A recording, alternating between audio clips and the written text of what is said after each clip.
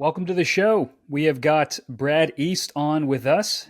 Brad teaches theology at Abilene Christian University in Abilene, Texas, and he's written a book that has, I think, a lot of helpful information in it, a lot of things for, especially if you're a parent, if you're dealing with teenagers, if you're thinking about the next generation and their faith. I think this has been a read that I've really enjoyed, especially thinking about, college students by where our church is. I think this is going to be a valuable resource. But it is a book that he has written, and it is called Letters to a Future Saint. And this is something that he wrote. It's a very personal project, but also, I think, deeply intellectual in a way that I think is still accessible. So, Brad, thanks for coming on the show, and thanks for writing this book and be willing to talk about it. Thanks for having me.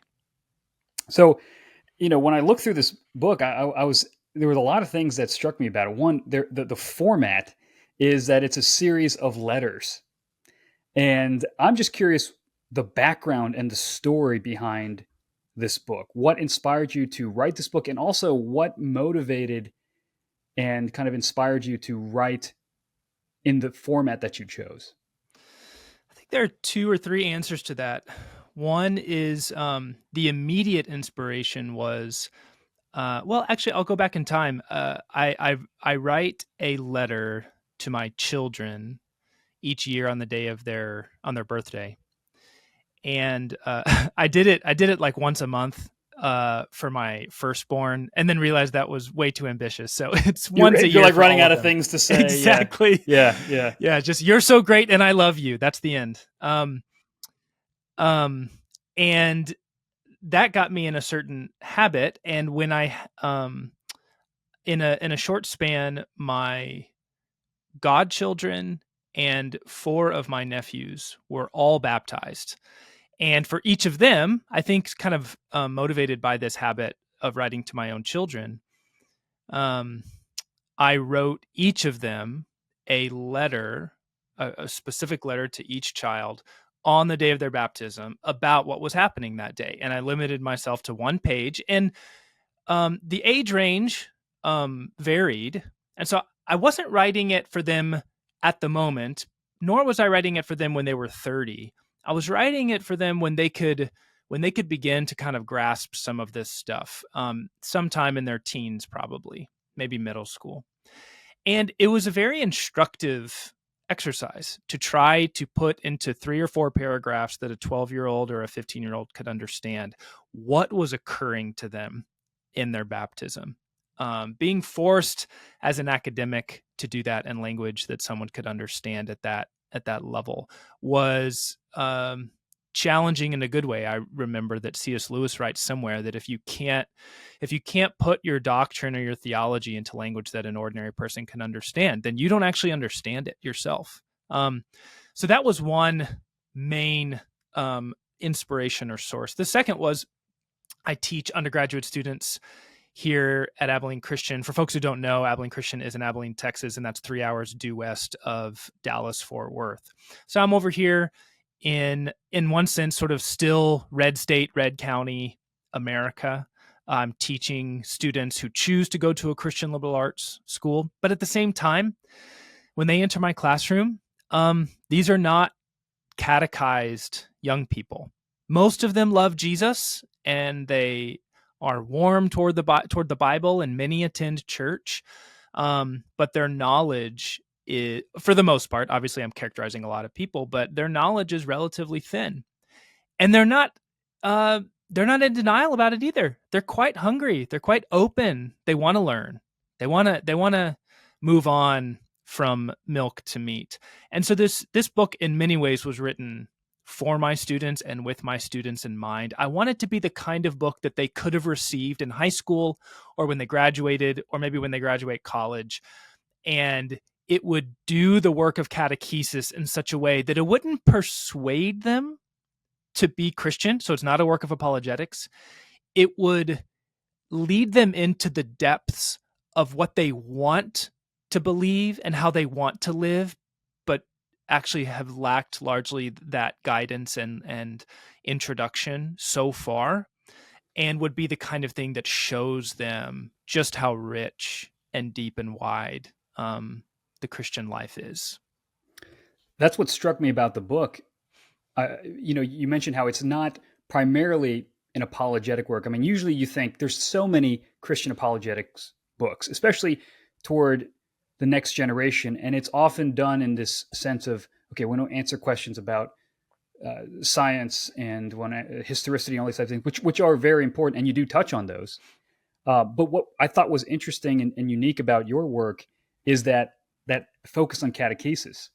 One of our podcasts that we had a couple years ago, I interviewed. He's not a former Anglican bishop; he retired, but Bishop Peter. Sorry, that's his son, Neil Labar. He came on, and he was a bishop during the time of the big Anglican Episcopal split. And one of the things that he talked about was, for the next generation, catechesis is going to be key to preventing kind of losing proper doctrine, losing orthodoxy. Catechesis will be key. And so to hear you talk about that, especially through your book, I think is really, really profound and helpful. The way that you structure your book is also, I thought was really compelling, because it begins right off the bat with martyrdom. Why did you begin with the story of guys like Polycarp and some of the martyrs of the past? Yeah, for a few reasons. I'll give you at least one or two. One is, well, in a certain sense, I want to grab the reader, right? Like, why, like, am I going to waste your time? No. Like, this stuff has stakes, and stakes is the word that I kept coming to in my mind. My students, again, I'm not only writing for my students, but so let's just say for millennials and Gen Z today, okay, folks from age, 15 to 50, they have a lot of options for how they could live and what they could believe. And the thing about Christian faith and the gospel is that it doesn't become more palatable the easier it is. It becomes less palatable. It actually becomes less interesting. Like, if this is something that I can add like an ornament onto my life along with like my kids playing soccer or brunch on Saturdays, then like take it or leave it. But if this is something that could require me to die, well, man, you've got my attention, because I may still say no, but something costly is something worth joining. And of course, I'm just following Jesus here, who says anyone who would be his disciple must count the cost, because anyone who would be his disciple must take up their cross and follow him to Calvary. And so I wanted to show readers from the get-go, and if you make it to the end, the very last letter out of almost 100 is also about contemporary martyrs, the 21 Coptic martyrs from 2015 or so.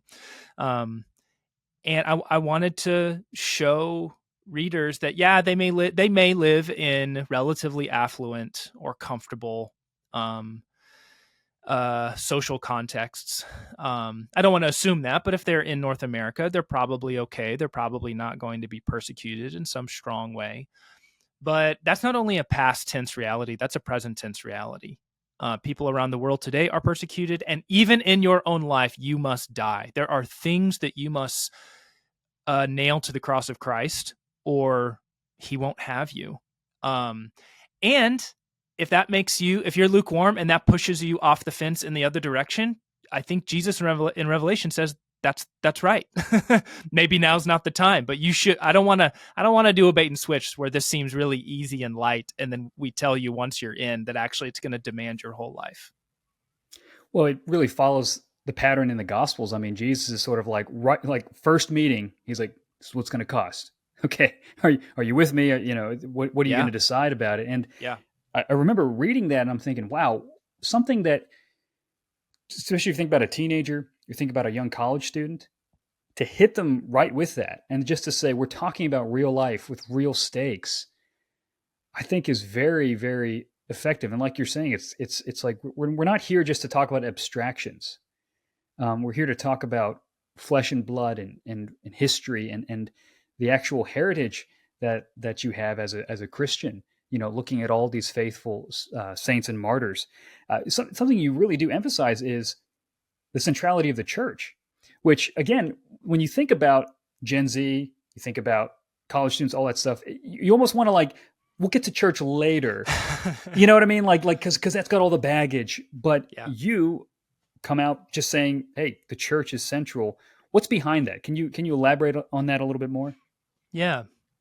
First, just because it, just like the cross, it's central to the faith. So it's a kind of take it or leave it statement. I'm not, in the same way that I don't want to do a bait and switch with suffering, I don't want to do a bait and switch with the church. As you say, like come to Jesus, come to private or personal faith, and then we'll let you know later that we've saddled you with this unfortunate group of people.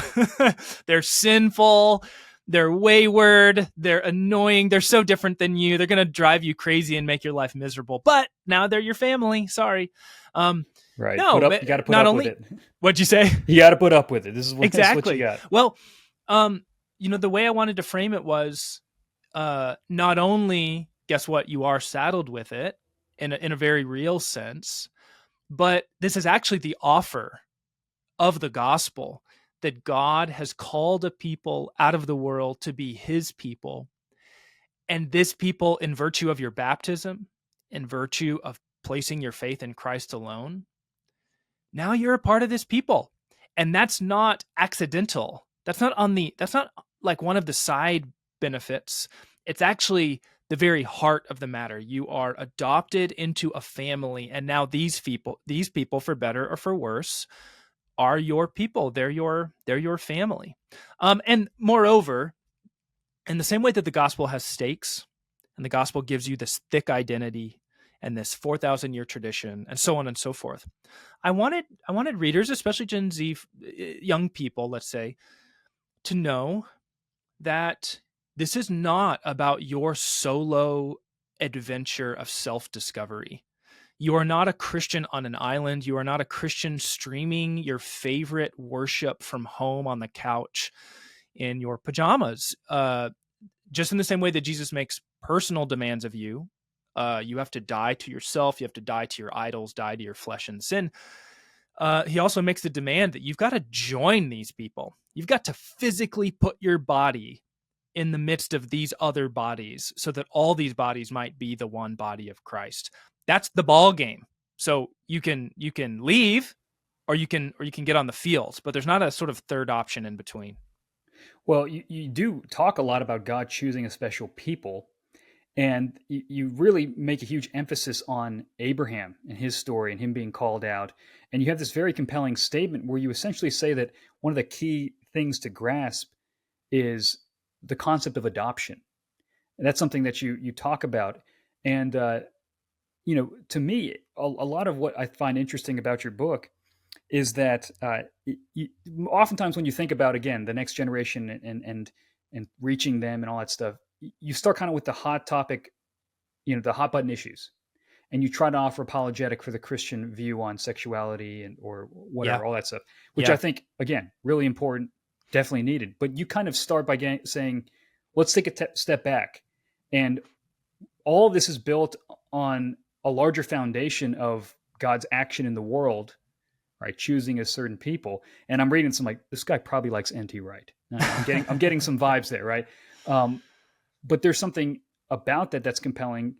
And a lot of times people have a sort of stitched together theology. They heard a John Piper sermon here. The pastor says one thing.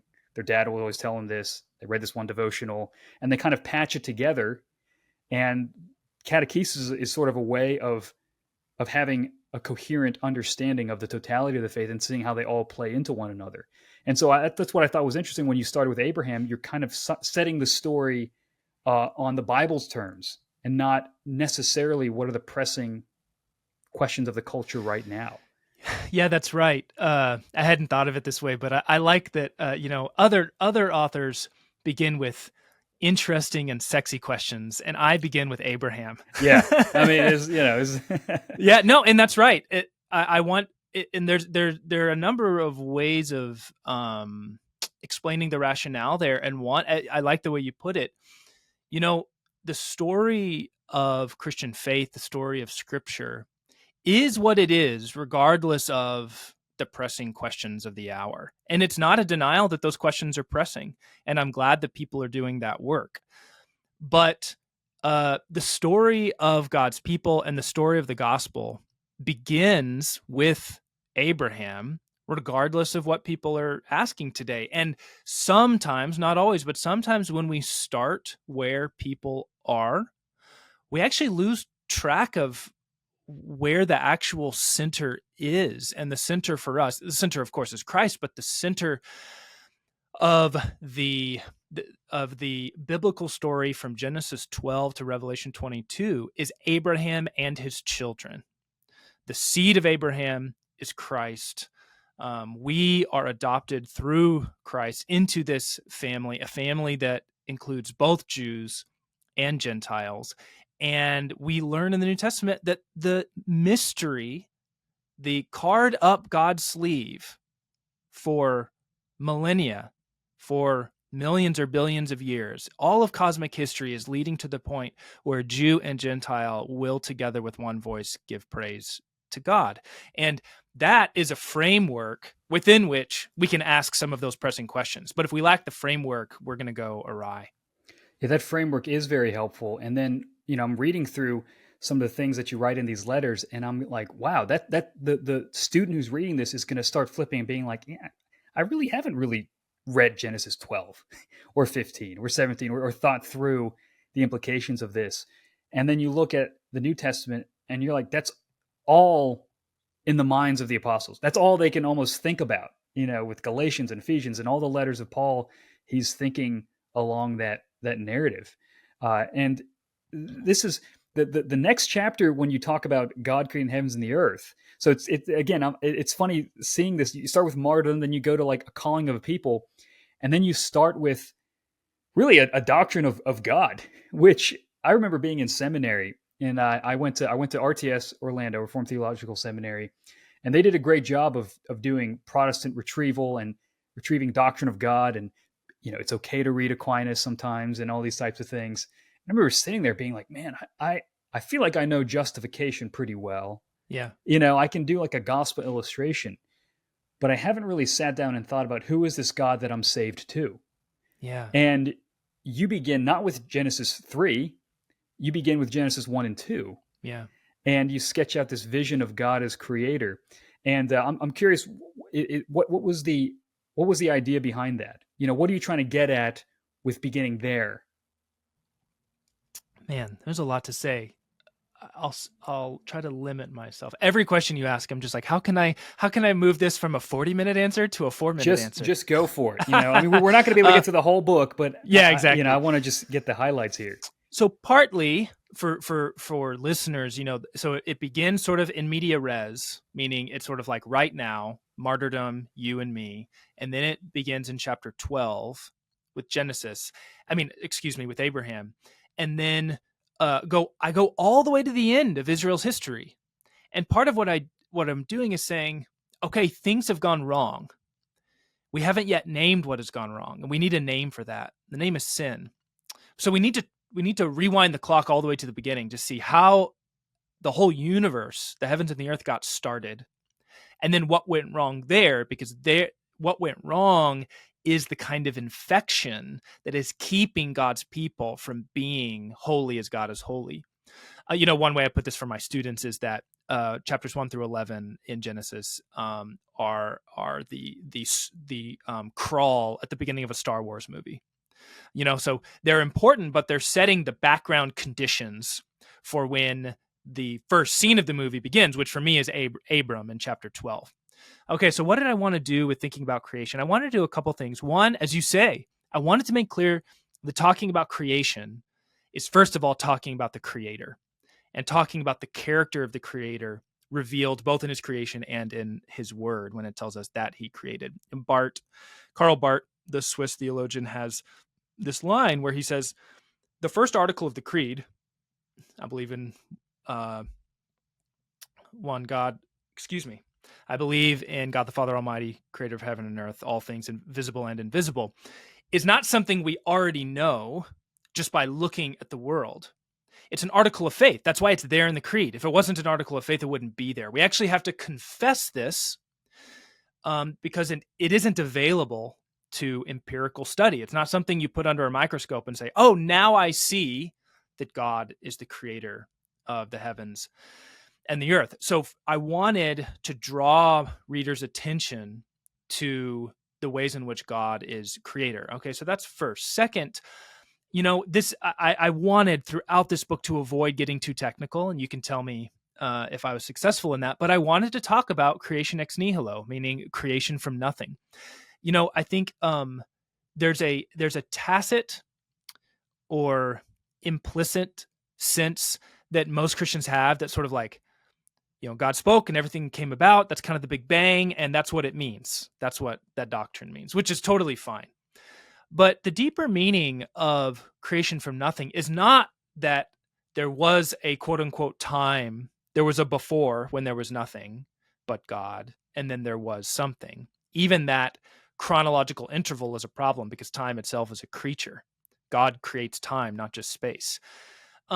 It's rather that God is the sole source of everything that exists that is not God. And creation is our one-word category for that. But it's not just that he hit the first domino and the dominoes have been going down ever since. It's that even right now, I have been and am being created, or otherwise put, sustained in my being by God. A friend of mine sometimes I describe it as a novel, and God is the novelist, and the finished novel is in front of him. But a better example comes from a friend of mine who says, no, creation is a song continuously being sung by the singer. God is the singer. And if he ever stopped singing, creation would blip out of existence.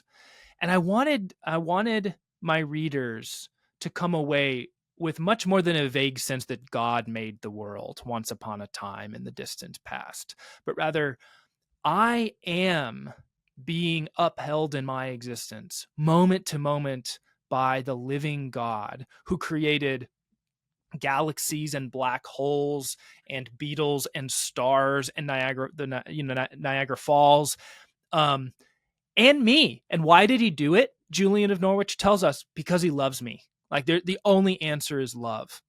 And rooting the identity of God and the nature of creation in God's love, that he didn't have to make me. He doesn't need me. I don't complete him. This is not a Jerry Maguire doctrine of creation. Actually, it's good news that he doesn't need me and I don't complete him, because otherwise there would be this terrible codependence where I'm sort of filling up a lack in God. No, on the contrary, he doesn't need me, yet he makes me anyway, gratuitously, as an act of grace, just because he loves me and wants me to exist. That is some powerful stuff. What are some of the reactions when you've maybe taught this to your students, or if you've just shared this interpersonally with people? What are some reactions you get to this kind of understanding?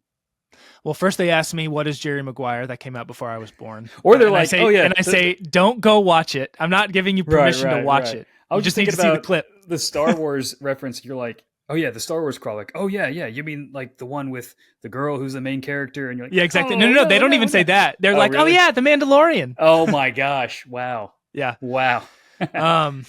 But I mean, in my experience, this is a very small sample size. In my experience, this lands, because once they get over the kind of romantic comedy version of God's love for us, which has a kernel of truth, the Bible absolutely depicts the relationship between the Lord and his people as erotic or marital or nuptial. That's absolutely appropriate.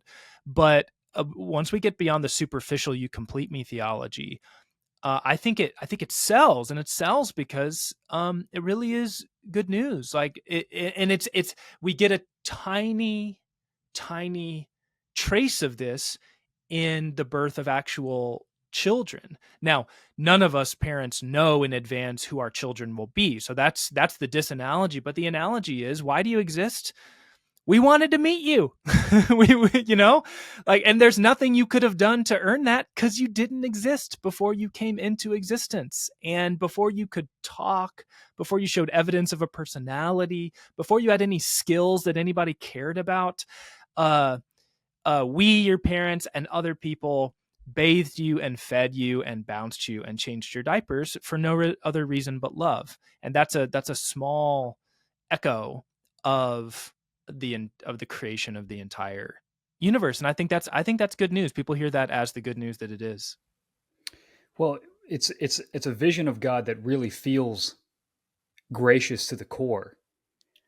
And I'm sure that scratches the itch for a lot of people where, I think people will sort of, I think a lot of times rightfully so, sort of the seeker sensitive movement. You put a Yeah. coffee shop in your, church, and you have the smoke machines and whatever, all that stuff. Yeah. And you're just trying to draw people into what they like. But this is a deeper level. It's not a superficial drawing in. It's actually getting at something that is within all of us. That desire to think, no, this desire to want to be captured with the awe of creation, the awe of our existence, all these types of things. And sometimes I think about, if a kid goes off to college, or even when people are challenging their faith, they're just like, I gotta hold on to these propositions. Yeah. These thoughts, like think them really hard and keep them, or hold on to this emotional experience. Yeah. But here you're bringing something where it's like it's not so much that, it's almost like you sort of begin with awe of saying, like, Yeah. even if you don't believe this is true, what if it was, and what is that doing to you when you think about that? Yeah, it makes me think of two things. One is the line from Lewis Carroll in one of the Alice books where the queen, maybe, or someone endeavors each morning to believe 20 absurd things before breakfast. And I think Hauerwas has a line about this, that like that's what often a certain branch of American Christianity thinks the faith is. Like, every morning I gotta wake and I have to steel myself to like list the propositions, and they're all absurd. A man rising from the dead, and an invisible creator who made everything. And it's like, oh, I just gotta try so hard to believe that stuff. And whereas, as the way you're putting it puts in mind Puddleglum, the wonderful character, I think C.S. Lewis's greatest creation, in The Silver Chair, where he's in Underland, and they're starting to fall for the witch's spell, and they're forgetting Narnia and life above ground, and people call it Puddleglum's wager, like Pascal's wager. And the idea is just that, like, something about the version of reality you're spinning for me doesn't smell right, and I can't put my finger on it. And I hear your objections to when I talk about a lion and Aslan and living above ground where you see the sun. That, yeah, you're right. In a sense, that does sound absurd, but it rings so true, and what you're saying rings so false, that I'm gonna stick with it, even if I can't prove it to you. And as you're pointing out, there's something so beautiful about the vision of God as gracious creator that answers to such a deep need in our souls, that even if it weren't true, contrary to fact, it would be worth exploring as a genuinely open-minded person, because the question is, well, then why does it speak? What is that in me that answers to this call? And I share your sense that is not the only, but a useful way to approach folks who are open to the faith. It makes me think about, if people who, when you think about good music, you hear a great melody or something like that, and you're just like, wow, that I know that that's a beautiful piece of music. And if someone was just like, it's just sound waves at a certain pitch, you'd be like, well, it's not just that.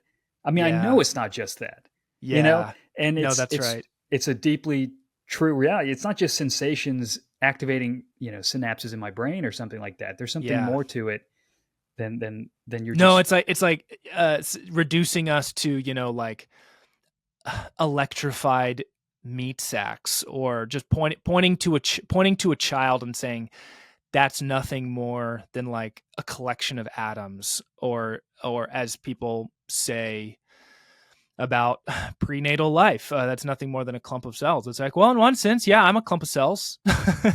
I'm a collection of atoms. That music is hitting my eardrum and my brain is reacting. But if that's what you think music is, you have an impoverished view of reality. And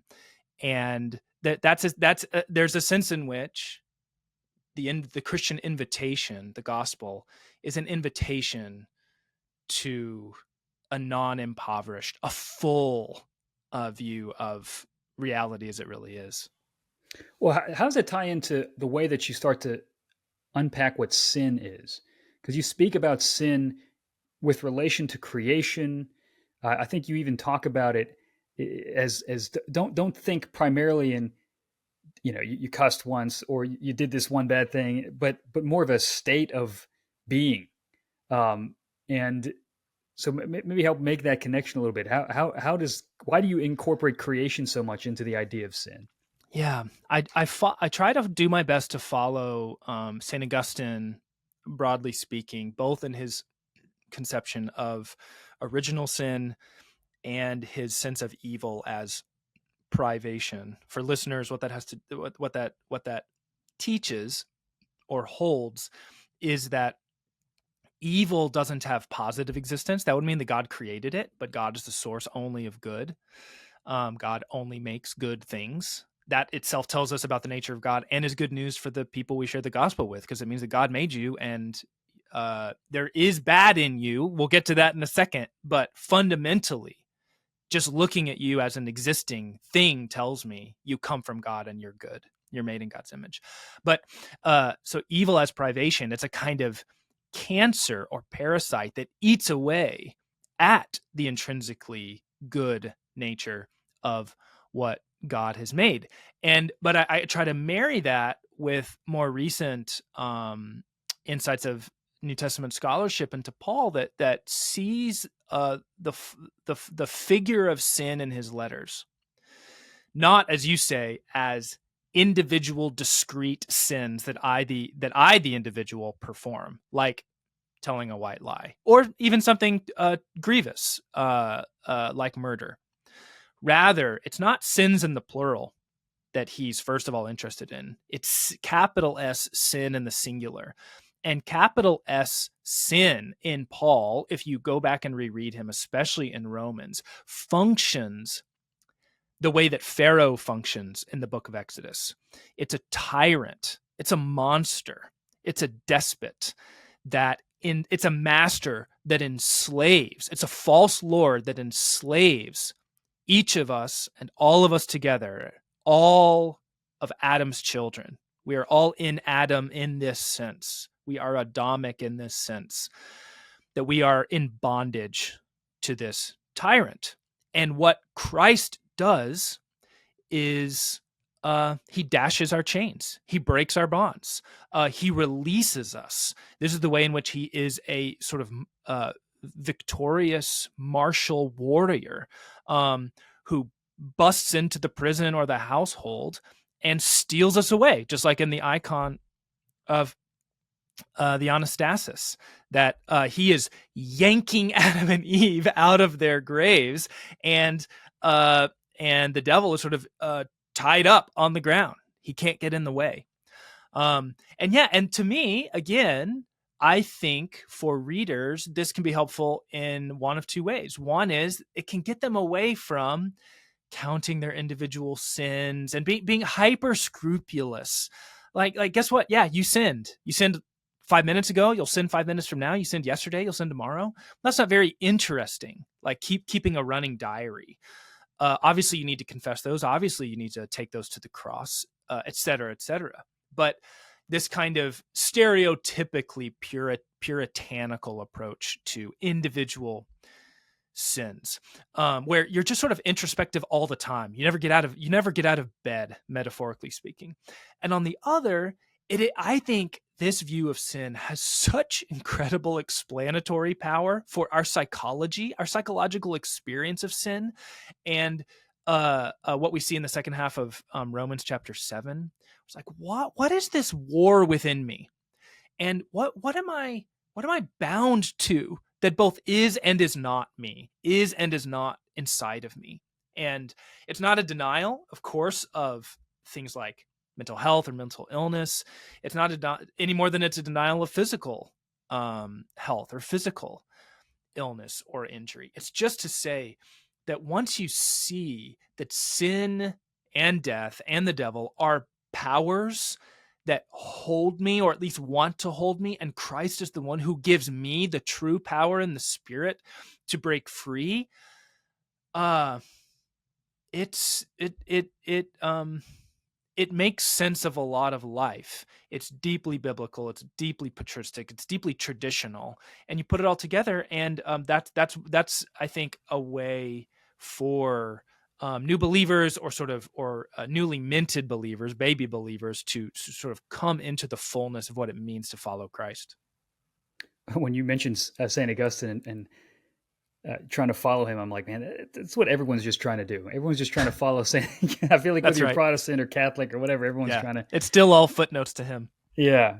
But I just think about his confessions and just what you're talking about, that inner war. I mean, Augustine has this self awareness where he's like, man, there's something more going on in me than just wanting to steal these pears. You know what I mean? He's like, there's Yeah. something like really. This is a deep Yeah. well of corruption in me that's driving me there, and I'm not even that's hungry. What? I'm not Like, even. why would Yeah, I do this? yeah, Yeah. right. I just want to do it, right. And there's Yeah. this wrestling with how deep we've been infected with this condition, and how it really twists our humanity in all these aspects of our lives. You mentioned mental health, and I thought you wrote about this very well in the book, where you're not sort of dismissing genuine difficult physical psychological conditions and all that stuff, but almost challenging people to press further, that you can say yes, and we don't just want to stop right here. And I'm wondering, just with people talk about our overly therapized culture, and what do you think, what unique insights does the Christian tradition have regarding a lot of the anxieties and the mental health things we have going on today? Man, that's the question of the hour, I think. Two things come to mind immediately. One is, well, more comes to mind, but two at first, at least. One is, I share the critique of the therapeutic turn. I do think that that's a problem, but that critique isn't a critique of the utility of therapy for certain people under certain conditions. It's a critique, as you say, of the therapeuticization, ugly word, of all and every aspect of culture, including the church. So that, you and I, I'm sure, both have been in church settings, whether from the pulpit or in a classroom, where the gospel is reduced to my mental well-being. And there's not only something dangerous about that, but it would be like promising that because God cares about my physical well-being, which he does, that I will never, not only will never get sick or get injured, but that if I really believe the gospel is reducible to securing my physical well-being. Well, that's absurd. That's a kind of medicalized health and wealth gospel, and we don't want that any more than we want a therapeutic health and wealth gospel. In fact, the gospel only promises that such things will be healed finally and completely on the last day. I think, expect mental and emotional solace and consolation from God's Holy Spirit in this life. But to the extent that I suffer any kind of psychological or mental malady, God's promise is not that I'm going to be cured. The gospel saves me from sin, death, and the devil. It doesn't save me from those ailments. Okay, so that's one way of being clear about the gospel's overlap but distinction from a wider therapeutic context. And then on the other hand, I do think, as I said a moment ago, that the explanatory power has existential import. And I was very careful in the letter that you're alluding to. I talked about, it's one of the places, this isn't a very autobiographical book, but there are moments when I get autobiographical and I talk about my own tendencies toward and struggles with various kinds of depression. And one of the things I try to highlight there, and I make the analogy to alcoholism, that AA, for example, rightly holds me accountable for actions that may stem in part or in whole from a condition I had no choice over, that I didn't choose, that I inherited. And yet, if I'm an alcoholic and I get off the wagon and I get drunk and I get in a car and I hurt someone, I take responsibility for it. And in the same way, that's what the church teaches about sin and original sin. That even if I'm conceived and born a sinner, I'm not a sinner because I sin because I'm a sinner. There's this cancer in me that I didn't choose and that I can't rid myself of, yet I'm stuck with it. And when I harm other people, when I sin against God or sin against my neighbor, God holds me accountable, and he's right to do so. And he's not a tyrant holding me responsible for something I have no control over. I only know I'm a sinner in the first place because God has approached me and said, here is the medicine. Here is the chemotherapy. It's the blood of Christ, and it will make you well. It will make you whole. It will heal you. And it will begin the process today at your baptism, and it won't be completed until your death and or the return of Christ and your own resurrection and conformity to the image of Christ. Man, that's good news in the sense that I only learn about my negative condition, my fatal condition, by the announcement of the cure. But also, I look into my own life and I realize, oh yeah, this does make sense of it. There are all these things I didn't choose. I didn't choose my parents. I didn't choose my country, my language, my culture, my household. I can't choose if I get in the car today and will I get home safely? I can't choose any of this. Will my body work the way it should? Will it digest food? Will it be healthy? Will it get actual cancer at some point? None of that is up to me. And yet my life is a gift. And yet my life is under my control to a degree. I have some measure of accountability, and that accountability makes me a person and a rational agent before God. And the gospel somehow holds all of this together in a way that for me, no other account of human existence or the nature of reality even holds a candle to that complex, not internally contradictory, but mysterious and sometimes paradoxical account of what it means to be human. Well, that analogy, you talk about getting in the car, being an alcoholic, all these types of things, it points at the fact that we do have these intuitions about life. We're like, yeah, you would be responsible. And, we can recognize maybe you didn't choose the parents you had or all these types of things. And yet these are all things that are actually very close to us that we don't realize Christianity speaks to. And I think, in your book, you don't, what I appreciate is you don't insult the intelligence of the reader. You actually deal with some very, very intense topics and concepts. But I think that really a lot of teenagers and college students, they can handle it. In fact, they're looking for something that matches the profundity of the world that they're encountering as they're growing, as they're learning themselves, as they're reading more, as they've got access to the internet. And there's all these other competing narratives of explaining things. And it's a very powerful apologetic when you can come in and say Christianity actually has a more compelling vision of how this all fits together. And you know this fundamentally in your being, that there's a truth to this. That's a good way of putting it. And you're right that young people, again, let's say 50 to 35, somewhere in there, but especially the sort of 15 to mid 20s, they are hungry for, let's say, meta narratives or grand symbolic systems that both explain reality and account for their own condition. And one is therapeutic. I think one is political. Another might have to do with gender and sexuality.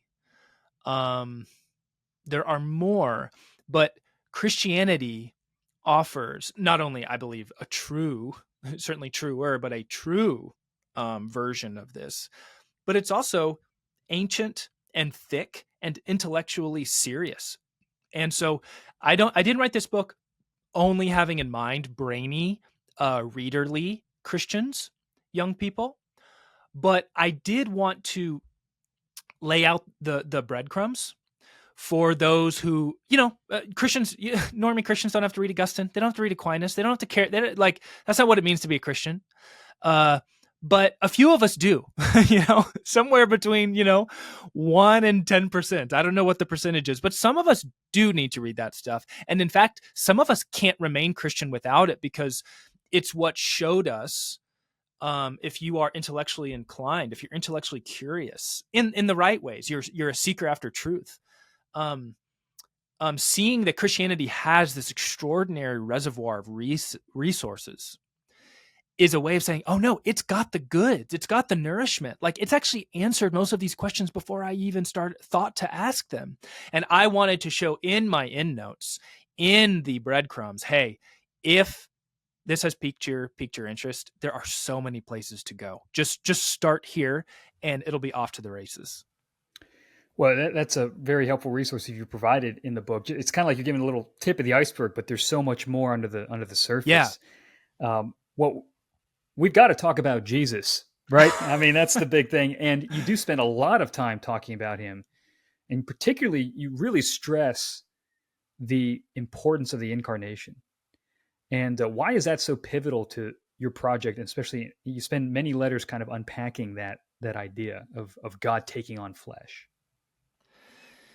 In one sense, I said earlier that, the church and the family of Abraham are the whole ball game. And of course, what I meant by that is they're the whole ball game in as much as Jesus is everything. Everything comes down to Jesus. I quote Thomas A. Kempis at one point at multiple points in the letters, but one quote that's coming to me, I'm going to paraphrase, but he says something like, life without Jesus is hell, but life with Jesus is a sweet paradise. I think he calls it a relentless hell.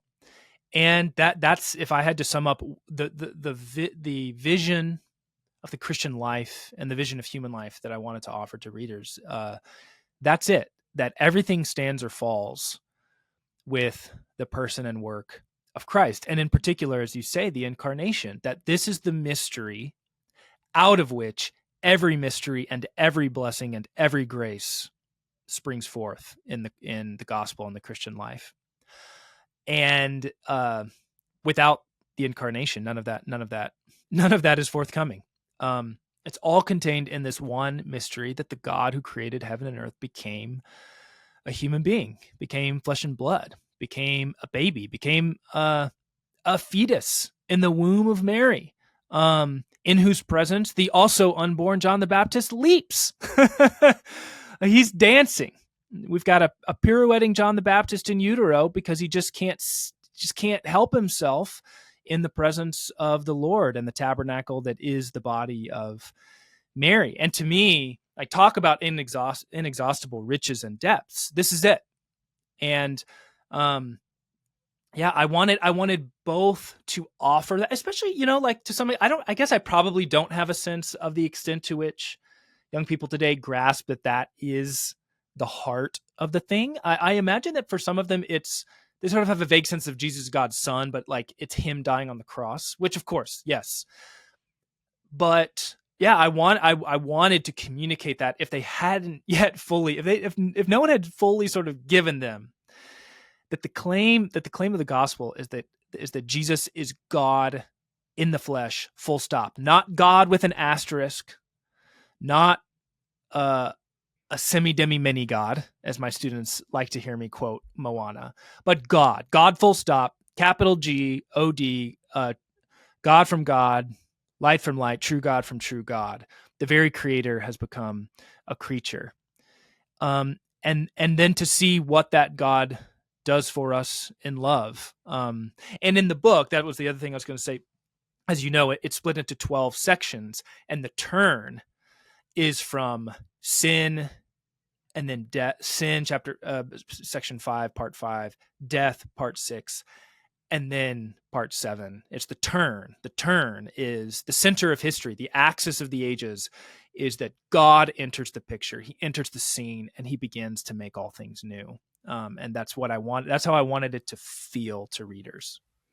And in the light of that, you place the cross and the resurrection in light of that whole. It's almost like you have to build out all those other things, and then you can go, now here is how these elements come in. I mean, I remember asking, some students, like, what if Jesus just showed up, full grown man, and just showed up for a week, died, resurrected? Like, why the 30 years? Yeah. And it's trying to get them to think about, like, yeah, why is that?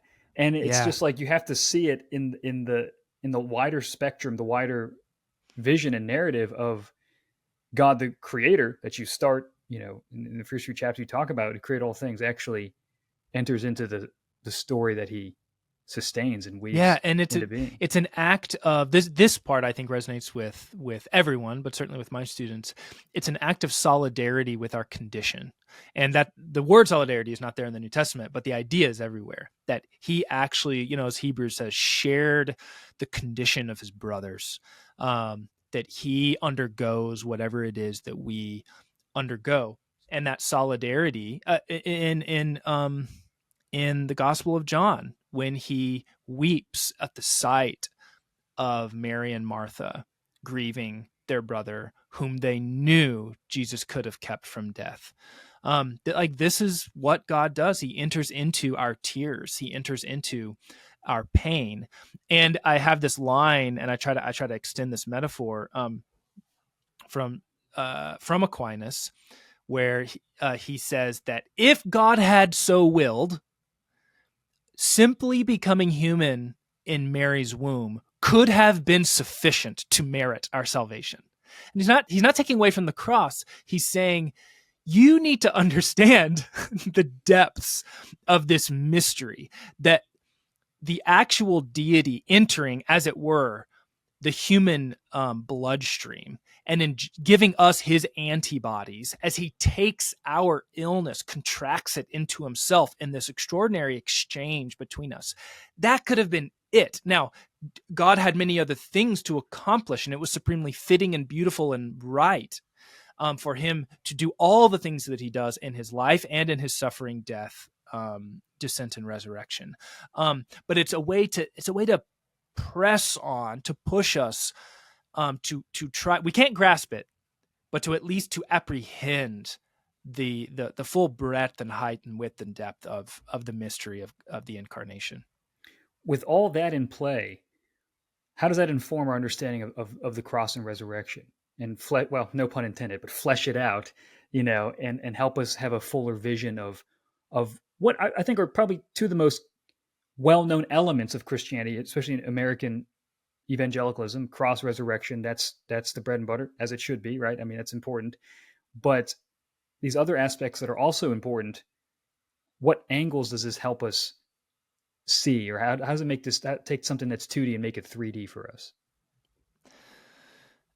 In the letters, I try to avoid, not entirely successfully, but I try to avoid giving the reader the one atonement theory to rule them all. Because I think Christians tie themselves in knots and get into totally unnecessary conflict.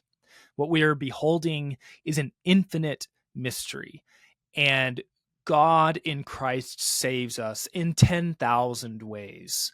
And what the important thing is to behold it and to receive it, and then to live it out and share it with others.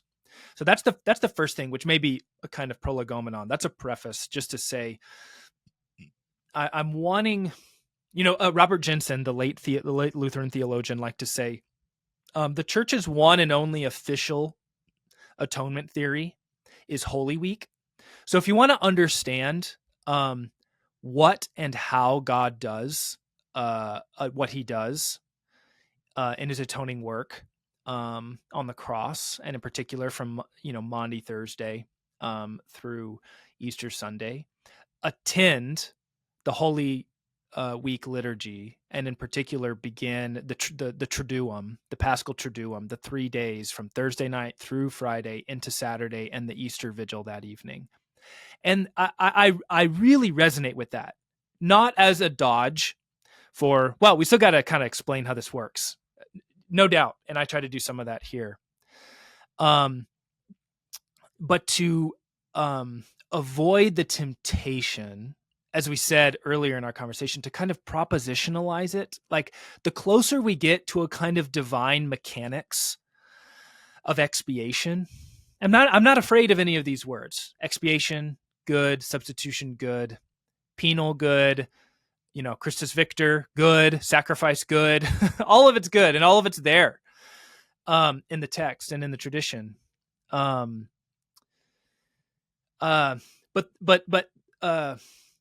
the more we mechanize it, I don't know how to say it. The more we alienate, I think, ourselves from being living participants who inhabit the saving work of Christ on the cross and in the tomb and on the eighth day, on the first morning of the week, but also in our own lives as we receive it in all the ways that we do, through baptism, through the proclamation and reading of the word, through the Eucharist, and so on. So I suppose I am a little bit not answering your question, but that's at least the mindset I tried to have as I approached the question. Well, it reminds me a lot of Romans 6 when Paul kind of weaves all those things together. Considering yourself dead to sin, alive to Christ, and now it's like this story of death and resurrection becomes your story, becomes the new narrative of your life, the way that you regard yourself. And that is an interesting way of talking about it, because you're right. I mean, the propositions are important, right? Penalty for sin, substitution, all these types of things. But how does it land, especially when you're talking to younger people? Like, how does it land on them? I don't want to say practically, because it makes it sound like a utilitarian, but how does it actually reverberate throughout their actual life and cause them to think about themselves differently? And when you think about like living that out, what specific things do you have in mind? I mean, if you're trying to give a new believer, somebody who's struggling in their faith, trying to have them get an understanding of the death and resurrection of Christ, how would you try to make that land for them in their everyday life with the things that they're dealing with? I think the first thing that I would say is a return to what I said a few minutes ago, and the word is power. I'm taking this a bit. Well, I'm taking it from 100 places, but I'm taking a bit from my colleague here at ACU named Richard Beck. He's a psychologist, but actually he's a theologian, and he's brilliant. And he has this line both towards his left, sort of folks focused on social justice, and folks to his right, all of whom are focused sort of on the love of God. He has this quip where he says for students or for parishioners, if I give you an equation and it's the gospel and then I minus God is love, what am I left with? And it's a prompt to stimulate thought about like when we reduce the gospel to a platitude or a hallmark saying. And of course, God is love is in the Bible. There's not, but we can platitudize it. We empty it of the rich meaning, either by repetition or by smoothing out all the rough edges. And his answer is power. When you look at the New Testament, the ministry of Jesus, the ministry of the apostles, and the letters of Paul and Peter and so on, what you get is power. The power of God's own Holy Spirit over every enemy that opposes God and opposes his people, whether the enemy be demons, whether the enemy be besetting sin, whether it be death itself, the one quote unquote undefeated power in human and cosmic history, right? Death in that sense always wins. He even seems to win. It even seems to win against Jesus. And yet what makes the Christian message from the beginning so revolutionary is that the one power, undefeated, is itself defeated by Christ, the one it supposed it had defeated. And the existential and practical effects of that in one's life, that I have access. I'm not Pentecostal. I'm not particularly charismatic, but they get this right. I have access to the power of God. I am a vessel for the same power that created the universe, that raised Jesus from the dead. The very same, not something different, the very same force that brought Jesus out of the grave and into life forevermore lives in me and wants to be conducted by me and through me in accordance with God's will and for the well-being and upbuilding of my neighbor and the church and the world.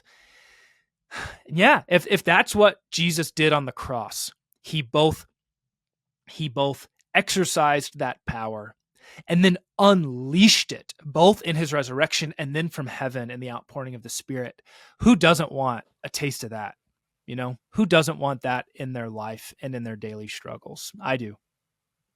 Well, it really gets at the supernatural element. Not even element, but it's like it's the thing. I mean, and I Yeah. think it reveals, our maybe even just a lack of faith that God can actually change us, and that probably has a lot of apologetic power too. Not even just apologetic, but just encouraging people in the church to say that you're not just a random, ordinary person. You have God Himself dwelling in you, empowering you to live a life of power. You Yeah, know, that's right. And you're not reducible to this bundle of appetites. right? So that you're just tossed to and fro. You're blown this way and that by whatever your stomach or whatever other parts of your body or your brain tell you that they want at any one moment, and you're just subject to that. It's true in a sense we're subject to it apart from Christ, but in Christ you really do have the power. This is where self-control is such an unsexy virtue and fruit of the Spirit, yet self-control, self-mastery is in another sense the very highest, that my body, my appetites, my desires are not in the driver's seat. I'm in the driver's seat, and whatever they say, whatever they ask for, whatever they beg me for, at the end of the day, I can tell them yes or no, not on my own account, not by my own power, but by the power of God. I think for a world, or at least a culture, dying for that kind of freedom, and it's not a freedom to do as we please. It's a different kind of freedom from ourselves, from our own flesh and desires. Man, sounds good to me. Sounds like good news to me. It was an N.T. Wright lecture where he had this quip where he said, and it was, obviously it's in a British accent, so it sounded 10 times more brilliant, right? But he said something to the effect of all the fruits of the Spirit can be counterfeited by happy, healthy young people, Mm, except self-control. That's to tell, right? I mean, you have love, joy, peace, kindness just because things are going well and you're young and yeah, everything. The world's your oyster and all that stuff. But when it comes to yeah. self-control, that maybe of all the gifts of the Spirit or the fruit of the Spirit is the one that most readily clashes against the impulses of the culture, and No, maybe that's maybe good. actually marks people out the most, the ability not to be mastered by all of your Yeah, and drives and it's a desires. reminder. My students find it um so hard to believe that for the first, let's say, 5 centuries of the church, in many social contexts, the number one evangelistic tool was, hey, you can come join us and never have sex. And that was like, oh man, like people are just lining up for baptism. And it's like, what? How does that work? Well, what's that a proxy for? It's a proxy for many things, including the horrible conditions of Greco-Roman marriage and what that meant, especially for women, but also for men in its own way. But above all, it was a proxy for the promise of self-control. That in a world that tells you that we are controlled, we are driven and manipulated like puppets by our appetites and desires. And there's nothing we can do about it. Like, we're helpless before them. Hey, we're not just holding out the hope. We're saying, if you join us and you submit to Christ's yoke and you receive him in baptism and follow him with faith, hope, and love, you actually will be able to conquer your desires, to put them on the leash, to bridle them.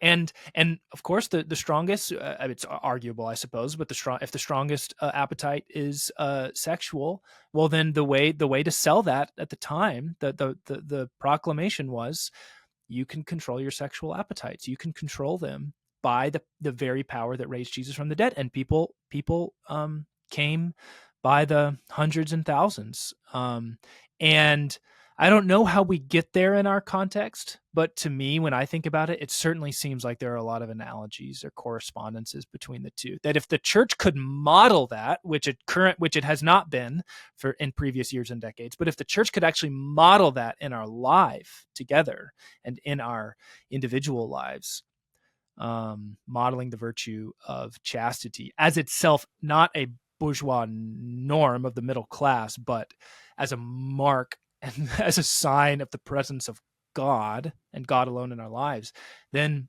I think people would pay attention. Well, there's always a fear of legalism and works righteousness, but when I hear that actually is a message filled with grace. Yeah. That God himself can actually liberate you from this corruption and bondage. And obviously we're always going to sin and, all these types of things, but that's a powerful image. Someone we've had on the show before, Alistair Roberts, you probably know him.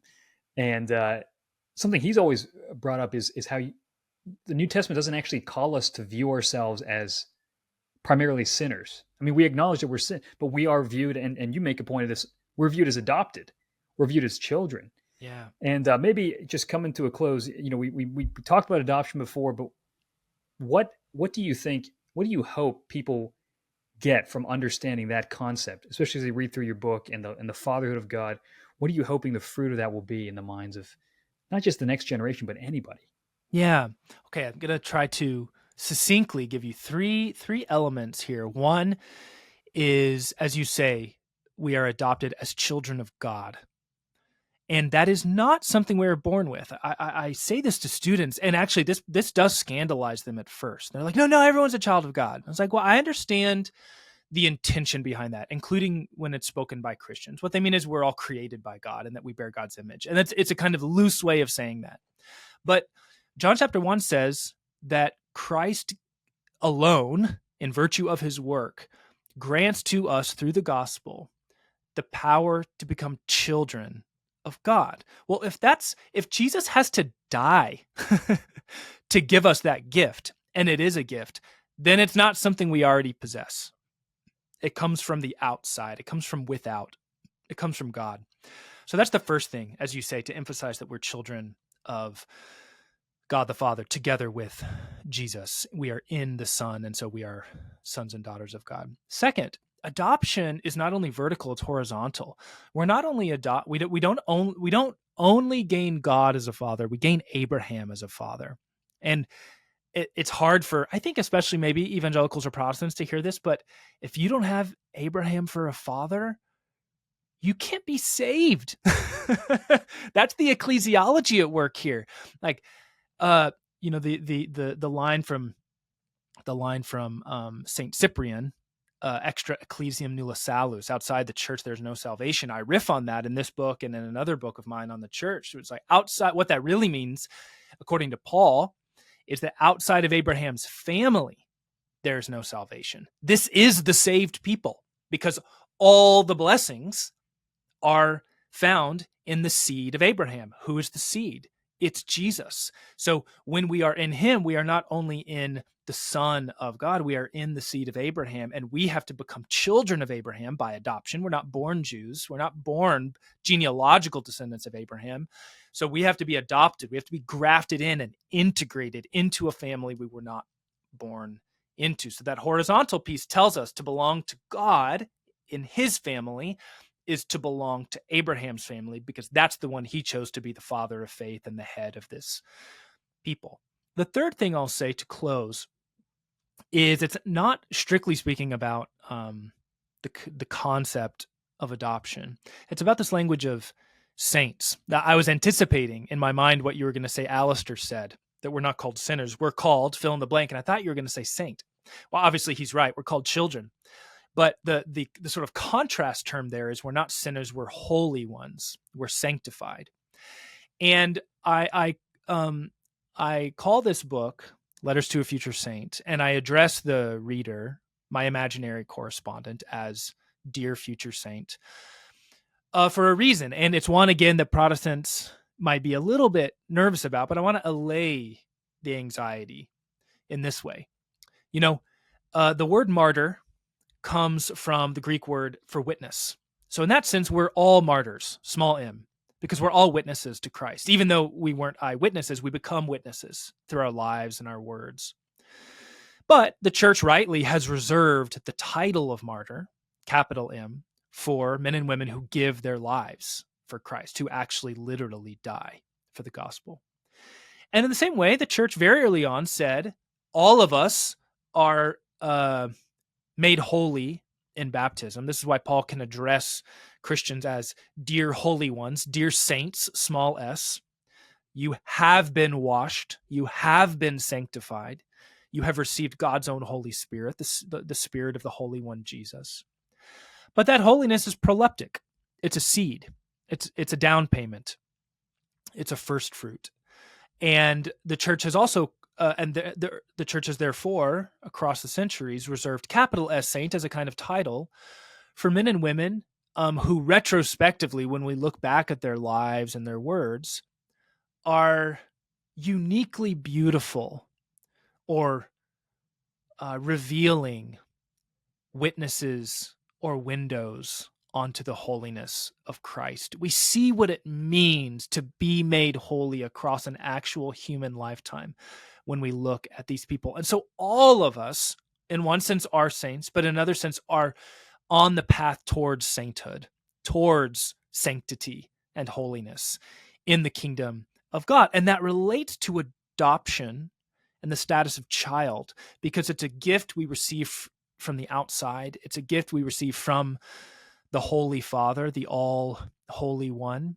And we receive it in part by joining the communion of saints, the fellowship of all the redeemed, from Abraham and even Adam and Abel, all the way to the very last human being before the return of Christ. And joining that great cloud of witnesses is, I think, an enticing vision. Well said. I mean, it reminds me of Hebrews 12. I mean, Yeah. that cloud of witnesses, that's what helps us keep going forward. Absolutely. It's a source of strength. Brad, thank you so much for joining us. Thanks for writing this book. I think it's going to help a lot of people, and I appreciate the thought and care you put into it. We're going to put links to order your book in our show notes, and we'll put your website as well. But Brad, thank you so much for coming on. Really enjoyed it. Happy to. Thanks for having me. It was a blast.